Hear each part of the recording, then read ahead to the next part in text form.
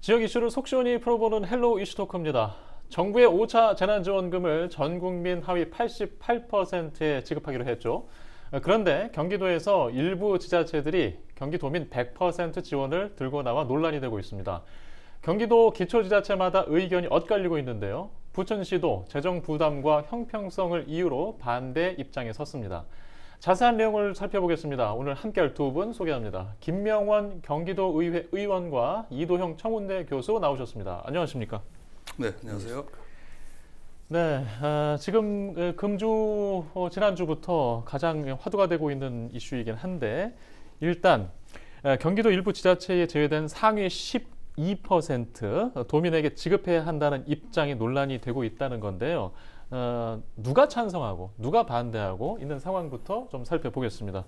이 교수께서 먼저 좀 설명해 주시죠. 네, 우선 전 국민 88%라는 얘기보다는 일단 하위 소득 80%에 대해서 정부 방식으로 지급하는 거고요. 근데 맞벌이 1인 가구를 포함해서 88%까지 사실상 늘어나는 점에서 전 국민 대상 88%로 지급이 되는 게 정부 방침 아니겠습니까? 하지만은 경기도 전 도민 100% 재난지원금 지급을 둘러싸고 각 지자체가 지금 서로 다른 입장을 내고 있습니다. 경기도는 관내 좀 31개 기초단체가 있는데요. 이 중에서 공동 성명을 통해서 찬성 입장을 밝힌 지자체는 처음으로 100% 재난지원금 지급을 제기했던 이제 파주시를 비롯해서 고양, 구리, 그리고 광명, 안성시 등 총 5군데입니다. 반면에 반대 입장을 분명히 한 지자체는 이제 부천시를 비롯해서요, 수원, 용인, 그리고 성남, 화성, 남양주, 안산시 등 총 7군데로 지금 알려져 있습니다. 하지만 경기도 시장 군수 협의회 회장을 맡고 있는 오산시 곽상욱 시장은 대다수 시군에서 전 도민이죠. 재난지원금 지급에 대해서 공감대를 이루고 있다라고 이렇게 밝히면서 경기 도민 100% 재난지원금 지급을 둘러싸고 경기도와 기초단체 간 또 기초단체 간에 지금 내용을 겪고 있는 상황입니다. 네, 일단 반대하는 입장들이 서로 다른 건 아닌 것 같아요. 일단 우리 지역에서는 부천시가 뚜렷하게 반대하고 있다고 했는데 지난해에도 비슷한 그렇죠. 일이 있지 않았습니까? 일단 반대하는 이유, 부천시가 현재까지 밝힌 이유도 좀 자세히 들어볼까요? 가장 큰 이유는 재정 부담이라고 볼 수가 있습니다. 장 시장은 지난 1일 날이죠. 이제 안산 시장실에서 열린 제5차 재난지원금 관련 긴급 현안 회의에 참석을 했는데요. 100% 전 도민 재난지원금 지급을 반대하는 7개 지자체 중에 하나를 볼 수가 있습니다. 장 시장이 언론을 통해서 밝힌 내용인데요. 이들 지자체가 반대하는 지자체가 가장 문제로 삼고 있는 것은 재난지원금을 100% 지급할 경우에 도가 과연 얼마만큼 부담하느냐가 알려지지 않은 채 일방적으로 이제 발표를 했다는 겁니다. 즉 나머지 12%를 추가 지급하는 데 있어서 경기도와 기초단체 부담 비율이 얼마냐는 게 지금 관건이라고 볼 수가 있는데요. 물론 경기도가 전액 지원을 한다고 하면은 전혀 부담이 없다 볼 수가 있고요. 8대2, 7대3 얘기가 나오고 있습니다만은 어쨌거나 지난 1차 재난지원금 때처럼 5대5로 할 경우에는 나머지 12%의 절반은 고스란히 지자체가 이제 떠안아야 되는 문제점이 발생하게 됩니다. 물론 8대2, 7대3일 때도 그에 상응하는 부분을 기초단체가 부담한다 볼 수가 있을 것 같고요. 이외에도 100%로 도민에게 재난금을 지원하는 것은 효율성에 문제가 있다. 양극화를 초래할 우려가 있다는 게 장덕 전 시장이 반대하는 핵심 논거라고 볼 수가 있습니다. 네, 자, 이 같은 입장을 이제 부천시에서 밝혔어요. 일단 부천의 전현직 도의원, 시의원분들은 바로 반응하셨죠. 우리 김 의원께서도 현장에 계셨는데 반박을 어떻게 하고 계십니까? 네, 100% 지급해야 하는 이유를 4가지로 좀 이야기를 할 수 있겠는데요. 첫째는 실제 재난지원금이 복지 차원의 문제뿐만 아니라 골목 상권을 살리는 경제적 차원의 문제라는 것도 그런 성격이 강하다는 것. 작년에 1차 재난지원금 때 우리가 경험을 했듯이 그거를 이야기하는 거고요. 두 번째는 공정성 문제로 국민을 분열시킨다는 이야기죠. 88%와 88.01%를 어떻게 구별하냐.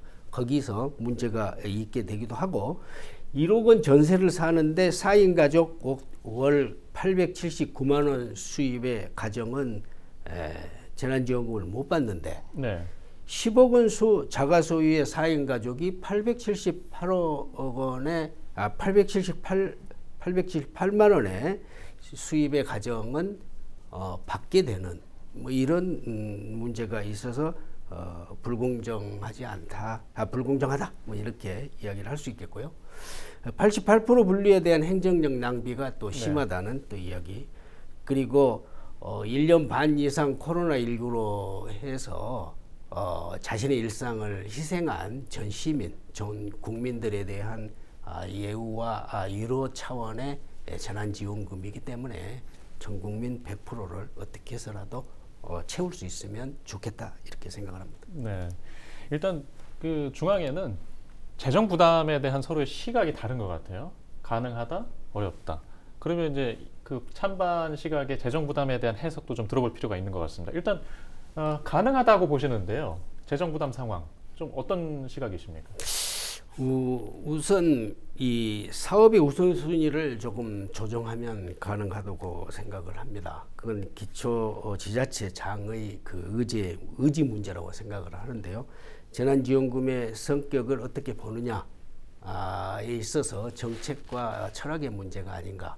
단순히 복지 차원의 문제로만 생각을 하게 되면 그러는데 사실 작년 1차 재난지원금 때 골목 상권이 활성화가 되면서 내수 경제가 살아나는, 물론 3개월 동안의 반짝 경제였지만 우리가 그거를 경험을 했습니다. 그래서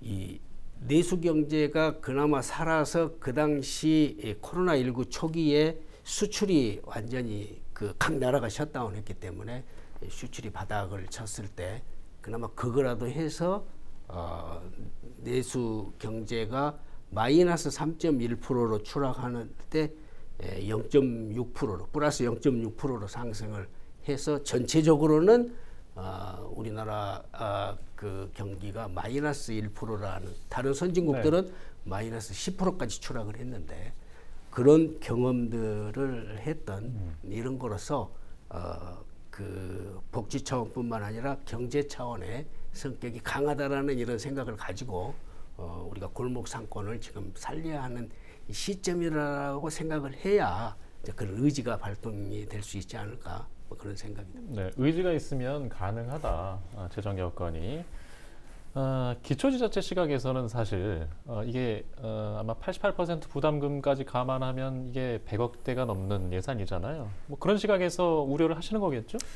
그렇습니다. 기초단체 입장에서는 상당한 부담으로 작용할 것이다. 우려스럽다 볼 수가 있을 것 같습니다. 88% 정부 안에 대한 지방비 부담이 20%거든요. 그걸 경기도와 부천시 기초단체 간에 약 10% 정도씩 부담할 것으로 예상이 되는데요. 기초단체 입장에서는 이조차 부담하기 벅찬 상황이라고 볼 수가 있습니다. 부천시의 경우에 88%에 대한 재난지원금을 지불할 경우에는 100억 원을 훌쩍 상회를 하게 됩니다. 정확하게 추견해보지 않았지만 거의 150억가량의 예산이 추가로 소요될 것으로 예상이 되는데요. 결국 전혀 예상하지 못했던 돈이 필요하게 되고, 그렇게 되면서 다른 곳에 써야 할 돈을 줄이고 여기에다가 투입을 해야 되는 문제가 발생을 하게 됩니다. 그런데 여기에다가 전 도민들에게 10% 추가로 지급하기 위한 예산을 추가로 더 드려야 되는 거 아니겠습니까? 소득 상위 10% 경기 도민들에게 재난지원금을 추가로 주게 될 경우에 지금 예산 추계 한 4천억 가량이 됩니다. 이거에 대한 부담을 일선 지자체가 부담하기에는 상당히 어려울 것이라 보여지고요. 경기도가 예산 대부분을 최대한 많이 재난지원금을 부담하지 않는 이상 일선 지자체, 기초단체 부담은 상당히 심할 것으로 전망이 된다, 이렇게 볼 수가 있습니다. 네. 자, 이렇게 얘기한단 말이죠. 다른 사업의 우선순위도 미뤄야 하고 여러 가지 영향을 미친다. 자, 여기에는 또 어떻게 부천의 재정 자립도는 사실상 실제로 한 30.5% 뭐 이 정도 수준이어서 재정 자립도가 좀 약한 상태죠. 또 이렇게 비교하면. 근데 실제 12%를 이야기를 했을 때는 이제 250억이 추가가 되는데 그 중에 경기도가 한 70%, 이렇게 부담을 한다. 그럼 175억이고 그러면 부천시가 75억을 보태는 건데요. 75억 보태는 거는 사업의 우선순위를 조금 조정하면 충분히 가능하다 뭐 이렇게 생각을 하고요. 그리고 최근에 6월 말까지의 그 지표 조사를 했더니 지금과 같은 경기가 또 그 지속 유지된다 하면 시세가 아마 175억 더 추가로 발생할 걸로 이렇게 보여지기 때문에 그 정도는 충분하다고 생각합니다. 지금 이제 7대 3, 그러니까 12% 추가 집할 때 경기도와 경기도 기초지자체 간 부담 비율을 7대 3으로 지금 얘기를 하셨거든요. 그 방향으로 논의가 되고 있는 건가요? 그 방향으로 그러니까 지자체가 좀 어렵다는 사실을 경기도에서도 좀 인지를 하고 있기 때문에 70% 정도는 경기도에서 지급할 의향이 있는 걸로 이렇게 그 방향으로 지금 논의가 돼가고 있는 걸로 제가 파악을 하고 있습니다. 경기도에서 얼만큼 부담할 것인가를 듣고 지금 반대하는 지자체들이 대응할 입장을 보였거든요. 자, 7대 3이라면 부담을 어떻게 수용할지 모르겠어요. 제가 볼 때는 7대 3으로 수용하기는 반대하는 지자체는 어려울 것이다 이렇게 전망이 됩니다. 기존에 지금 경기도 시장 군수 협의장을 맡고 있는 곽상욱 오산시장이 얘기를 했거든요. 도내 31개 지자체 중에서 약 60%가량이 찬성을 하고 있다. 다만 이게 거부하기 좀 사실 현실적으로 좀 어렵다.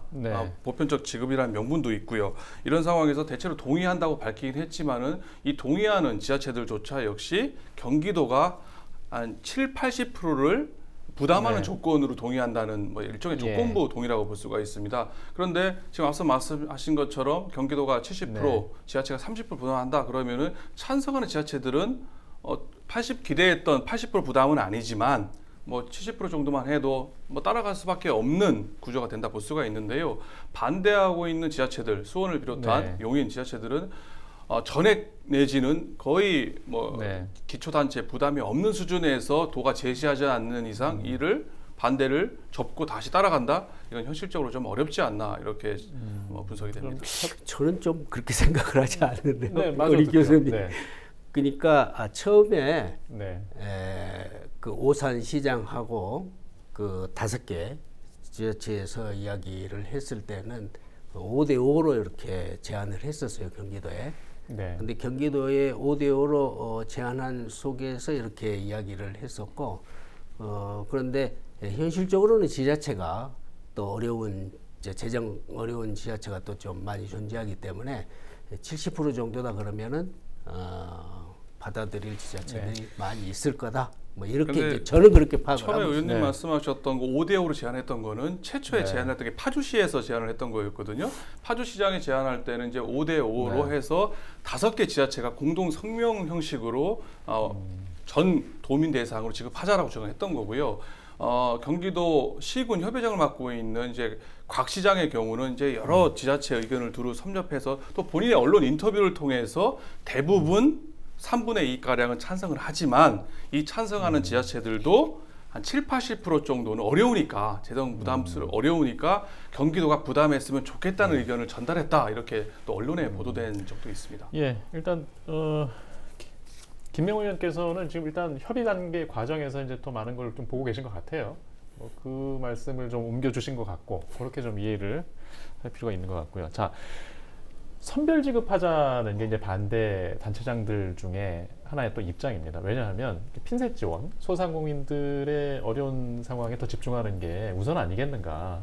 자, 이 논리가 아직 앞에 있어요. 이 부분에 대해서 어떻게 보고 계십니까? 그 부분에 대한 논리는 이 20세기 경제하고 21세기 경제하고의 차이를 인식하지 못한 거라고 보는 거예요. 제조업 중심의 경제 시스템하고 지금은 4차 산업혁명의 로봇, 자동화, AI 이런 속에서 실제로 생산에 투여를 많이 해도 일자리가 생기지 않는 이런 시대에 와 있기 때문에 소비에 투자를 해서 그 경제를 순환시키는 이런 과정을 거쳐야 한다라고 하는 생각은 재난지원금을 보편으로 했을 때는 그거는 복지 차원의 성격은 한 20-30%, 한 70-80%는 경제를 살리는 성격이 한 80% 정도.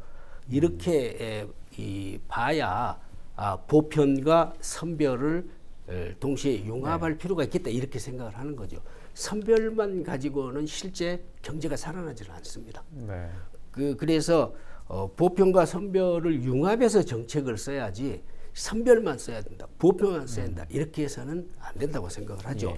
이제까지 1차 전국 전 국민 재난지원금 할 때는 굉장히 이렇게 그 경제가 돌아가면서 임시직이라든지 일자리들이 급격하게 줄어들다가 다시 일자리들이 늘어나기 시작을 한 거예요. 그러니까 그게 소비가 향상이 되면서 생산이 늘어나고 생산이 늘어나니까 일자리들이 물론 임시직이고 하지만 일자리들이 늘어나기 시작을 한 거죠. 그러니까 전체적으로 경기가 살아난다는 이런 생각 속에서 이제까지 1차 했는데 2, 3, 4차가 선별이면 5차는 보편으로 하고 또 손실보상제도 법에 생기니까 그러면 손실보상은 또 선별로 해서 또 지원들을 하고 동시에 해줄 필요가 있다 이렇게 생각합니다. 예, 자, 이 상황에서 여론조사 결과들도 뭔가 민심에 어떤 잣대가 되고 있습니다. 좀 보면 찬성 의견 또 반대 의견 몇 퍼센트 나온 이야기들이 있어요. 자, 각자 좀 이 상황에 대해서 해석을 좀 듣고 싶습니다. 예. 뭐 여론조사가 나왔는데요. 경기도민들 같은 경우는 찬성 의견이 58% 그리고 반대 의견이 39% 나고 전국적인 수치를 보게 되면은 이제 반대가 한 10%가량 더 높게 나오고 있는데요. 이거는 뭐 경기도민들이 직접적으로 혜택을 받는 정책이다 보니까 경기도가 전국보다는 찬성이 높게 나올 수밖에 없다라고 일단 볼 수가 있을 것 같고요. 전국민 여론조사 추이를 볼 때도 보편이냐, 뭐 선별이냐 이런 정책적 차이보다는 민주당을 지지하느냐, 국민의힘을 지지하느냐는 성향의 차이, 그 지역별 차이에 근거한다 이렇게 분석이 될 것 같습니다. 실제로 광주 전라 지역에서는 경기도민들보다 전 도민 재난지원금 지급에 찬성을 하는 조사가 나왔다는 점에서 이렇게 해석이 가능하다 볼 수가 있고요. 다만 주목해야 될 부분은 경기도에서도 보편적 지급에 대해서 39%가 반대하는 의견이 나왔다는 겁니다. 상당히 어느 정도 높은 수치라고 볼 수가 있는데요. 즉 수혜자인 경기도민들도 보편적보다는 선별적 지원이 바람직하다라는 조사가 나온 건데요. 이 점은 앞으로 이재명 지사가 극복해야 될 문제가 아닌가 이렇게 생각이 됩니다. 예, 김 의원께서도 좀 해석이 다르실 것 같은데? 경기도민들은 사실 경기도 재난기본소득이라는 개념으로 1차를 했었고 작년에 2차는 이번 설 명절 직전에 지급을 했었죠. 재난기본소득이라고 개념을 한 거는 코로나19 재난 상황에서 모든 그 도민들이 일상을 희생하면서 생겨나는 자기의 소득이 줄어드는 거니까 이 응당이 내 소득이 있어야 할 것이 줄어드는 뭐 문도 닫아라 뭐 여러 가지 사람도 잘 못 만나고 뭐 이러는 경제 활동들도 이렇게 폐쇄가 됐기 때문에 그것에 대한 자기 소득 없어지는 소득을 이렇게 주는 좀 권리로서의 의미를 부여하면서 사실은 했고 그리고 1차하고 2차 때도 실제로는 경기도의 채권 발행을 사실은 억지로 좀 하자 뭐 이렇게 했는데 굳이 안 하고도 그거를 했어요.